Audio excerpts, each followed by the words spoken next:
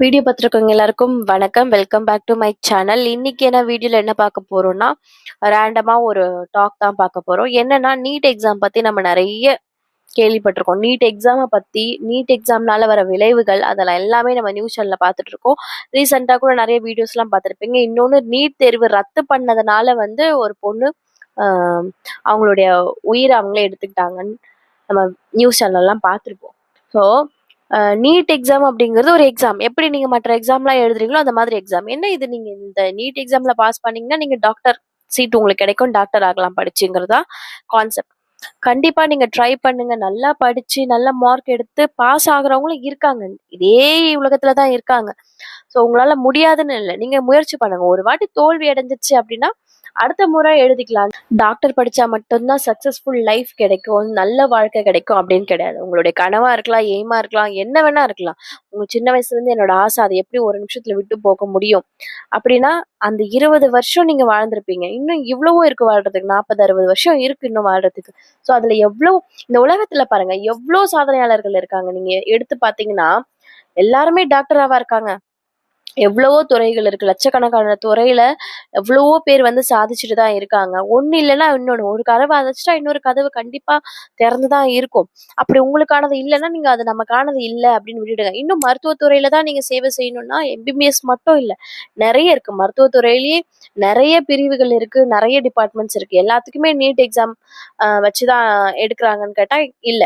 MBBS படிக்கணும்னா தான் NEET exam உங்களுக்கு தேவைப்படுது.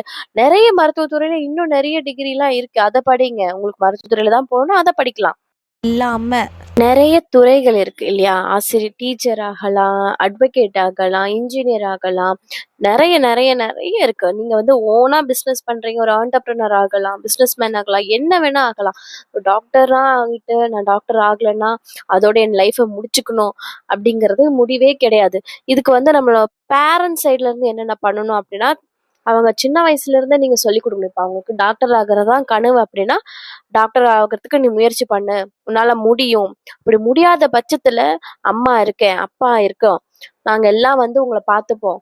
நீ வேற என்ன பண்ணணும்னு நினைக்கிற, கொஞ்ச நாள் டைம் எடுத்துக்கோ. கொஞ்ச நாள் டைம் எடுத்து யோசி, மறுபடியும் நம்ம டாக்டர் ஆகிறதுக்கு எக்ஸாம் எழுதுக்கு ப்ரிப்பேர் பண்ணலாமா, இல்ல நம்ம வந்து வேற. ஏன்னா எல்லாருக்குமே ஒரு தனித்தனி பாதை இருக்கு. இந்த ஒரே பாதையில தான் நம்ம போகணும்னு அவசியமே கிடையாது. கண்ணை மூடிக்கிட்டு ஒருத்தவங்க வந்து அவங்களுடைய வாழ்க்கையை முடிச்சுக்கிட்டாங்க, இது முடியலன்னா அப்ப நம்மளும் அதுதான் பண்ணணுங்கிறது கிடையாது. அதனால உங்க வாழ்க்கையே நீங்க முடிச்சுக்கணும் அப்படின்னு நினைக்கிறதும் முட்டாள்தனம் தான். ஏன்னா நீங்க இருக்கும் போதே உங்க பெத்தவங்களை வந்து அவங்க பேசுவாங்கன்னு நீங்க பயந்துகிட்டோ, இல்ல ஏதோ ஒரு காரணத்தினால நீங்க அவங்க இப்படி ஒரு முடிவு எடுக்கிறீங்க அப்படின்னா, நீங்க இல்லாத இடத்துல, நீங்க இல்லாத போது அவங்களுக்கு யாரு உறுதுணையா இருப்பா? இப்போ உங்களுக்கு ஒரு ஒரு ஒரு லைஃப் போச்சுன்னா இன்னொரு லைஃப் கண்டிப்பா இருக்கு. அதாவது வாழ்க்கைய முடிச்சுக்கிறது சொல்லல. இப்ப நீங்க டாக்டர் ஆக போறீங்கன்னு நினைக்கிறீங்க, இல்ல அது என்னால முடியல அப்படின்னா நிறைய வழிகள் இருக்கு. ஏன்னா வந்து ஆரம்ப காலத்துல இருந்து எல்லாரும் டாக்டர் படிச்சிடல, இப்பதானே எல்லாருமே படிக்கிறதுக்கே ஸ்டார்ட் பண்ணிருக்காங்க எல்லாம். அதனால எவ்வளவோ டிபார்ட்மெண்ட்ஸ் இப்போ வந்து வந்துட்டு தான் இருக்கு. இன்னும் சொல்ல போனா டாக்டரை விட அதிகம் சம்பளம் வாங்குற டிபார்ட்மெண்ட்டும் இருக்கு. டாக்டரை விட அதிக மதிப்பு மரியாதை இருக்கிற வேலைகளும் இருக்கு. அதனால நீங்க உங்க வாழ்க்கைய முடிச்சுக்கிட்டீங்க அப்படின்னா, என்னால இது பண்ண முடியலன்ட்டு அடுத்து வரப்போற விளைவுகளை பேசுறவங்க பேசலாம். அந்த வலியை அனுபவிக்கிறவங்களுக்கு தான் தெரியும். அந்த கனவை அவ்வளோ அத்தனை வருஷம் கனவு வந்து சிதைஞ்சு போகிறவங்களுக்கு தான் அந்த வலி புரியும். அப்படிலாம் சொன்னீங்கன்னா எல்லாமே எங்களுக்கும் புரியும், எல்லாருக்கும் தெரியும். ஏன்னா அதையும் நாங்களும் வந்து ஒரு தோல்வி அடைஞ்சுதான் ஒரு இடத்துக்கு வருவாங்க. யாரா இருந்தாலும் சரி, எல்லா தோல்வியை பார்த்துட்டு தான் வருவாங்க. அந்த நேரத்துல அதே மனநிலைமை தான் எல்லாருக்கும் இருக்கும், எனக்கும் அப்படிதான் இருக்கும். நான் இப்போ என்ன ஒரு எக்ஸாம் எழுதிட்டு அதுல நம்ம வந்து தோல்வி அடைய போறோம், இல்ல தோல்வி அடைஞ்சிட்டோம் அப்படின்னு தெரியும் போது அதுல வர மனவலி ரொம்ப அதிகமா இருக்கும், டிப்ரெஷனா இருக்கும். இன்னும் நம்ம பக்கத்து வீட்டுக்காரங்க, சொந்தக்காரங்க கிட்ட எல்லாம் நம்ம அம்மா அப்பா சொல்லிட்டாங்க என் பொண்ணு டாக்டர் ஆக போறா, டாக்டர் படிக்க போறான்ட்டு. அதுக்கு அப்புறம் அவங்க என்ன சொல்லுவாங்க, நான் வந்து இப்போ நான் பேக் வாங்கிட்டேன் அப்படின்னா ஆஹ் அவங்களும் என்ன சொல்லுவாங்க, எங்க அம்மாவை வந்து கேலி பேசுவாங்க, கிண்டல்வா பார்ப்பாங்க, இளக்காரமா பார்ப்பாங்க அப்படின்னு நினைச்சீங்கன்னா அது ரொம்ப பெரிய முட்டாள்தனம். அதனால வரக்கூடிய விளைவுகளையும் நீங்க சந்திக்கிறதுக்கு நீங்க இருக்க மாட்டீங்க. நீங்க வந்து உங்களுடைய வாழ்க்கையை முடிச்சுட்டு போயிடுவீங்க. ஆனா அதுக்கப்புறம் உங்களுடைய பெத்தவங்க அதுல இருந்து மீண்டு வர்றதுக்கு எத்தனை வருஷங்கள் ஆகும், மீண்டு வருவாங்களான்னு தெரியாது. உங்க கூட பிறந்தவங்க உங்களை நம்பி ஏதாவது இருக்கலாம், உங்களை நம்பி நிறைய பேர் இருக்கலாம் இல்லையா? ஸோ அவங்களோட நம்பிக்கை வீணாக்காதீங்க. இத பார்க்குற ஒரு ஸ்டூடெண்ட்டா இருந்தாலும் சரி, பேரண்ட்ஸா இருந்தாலும் சரி, உங்க பேரண்ட்ஸா இருந்தீங்கன்னா உங்க பசங்களுக்கு சொல்லி வளங்க. இதுதான் லைஃப் கிடையாது. இதுல வந்து நீங்க தோல்வி அடைஞ்சுட்டீங்க அப்படின்னா, இன்னும் நெறைய வாய்ப்பு இருக்கு நமக்கு.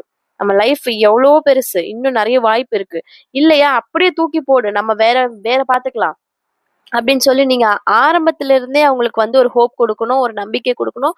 அத இப்ப தோல்வி அடைஞ்சுட்டாங்க அப்படின்னா, அத வந்து ஏத்துக்கக்கூடிய மனநிலைய அவங்களுக்கு உண்டாக்கி வச்சிரணும். இத பார்க்குற ஸ்டூடெண்ட்ஸா இருந்தா உங்களுக்கு சொல்றது ஒண்ணுதான். இது மட்டும் லைஃப் கிடையாது. நீங்க ஈவன் டாக்டர் மட்டும் சொல்லல. என்னவா இருந்தாலும் சரி. நெறைய நெறைய நெறைய வழிகள் இருக்கு. நீங்க உங்க லைஃப சக்சஸ்ஃபுல்லா ஆக்கறதுக்கு. ஈவன் அதான் சொன்ன மாதிரி டாக்டர் மட்டும் கிடையாது.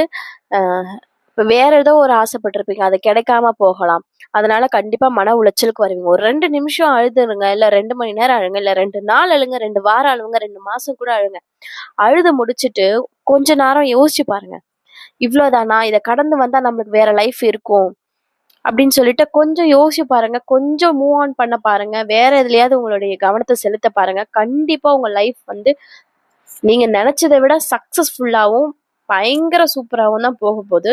அத அத மட்டும் யோசிச்சு நீங்க வந்து அந்த 2 நிமிஷத்துக்குள்ள வர எண்ணத்த மாத்திட்டீங்கன்னா போதும். உங்களுடைய வாழ்க்கையே ரொம்ப சூப்பரா இருக்கும். உங்களோட பேரண்ட்ஸ் ப்ரவுட் ஆகுற மாதிரி நெறைய விஷயங்கள் பண்ணலாம். இது மட்டும் தான் லைஃப்ன்னு கிடையாது. வீடியோ பார்த்தவங்களுக்கு நன்றி.